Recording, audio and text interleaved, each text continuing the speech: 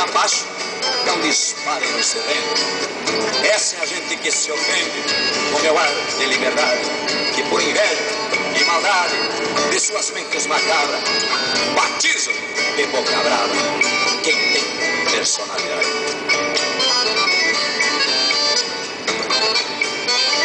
Me chamam de boca brava, não sabem me analisar.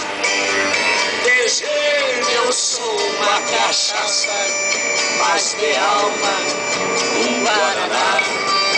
Só não me pela gaúcha quem pretende me pelar, e depois que eu fico bravo não adianta me adular. Eu sei que em mim que deságua quase que 100% de todo o ressentimento que essa gente que tem mágoa. É porque eu não bebo água nas orelhas dessa gente que adoram mostrar os dentes e por não terem pé no taco vivem grudados no saco dos políticos influentes.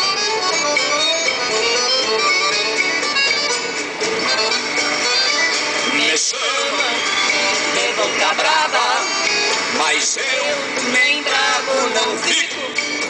Não desfaço quem é pobre, nem adulo quem é rico.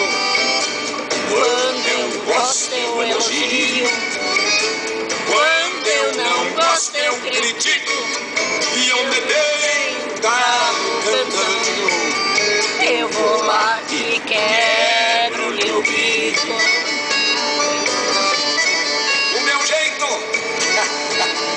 O meu jeito, conforme já tinham dito, para uns é muito bonito, para outros é meu defeito.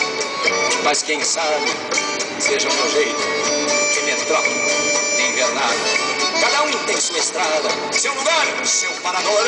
A abelha gosta da flor, a sarna da cachorrada. Me chamam de boca brava, essa gente tá enganada. Eu tenho é boca de ouro e tenho opinião formada. Sei qual é a boca que explora, sei qual é a boca explorada, e é melhor ser boca brava que não ter boca pra nada. E é melhor ser boca brava que não ter boca pra nada.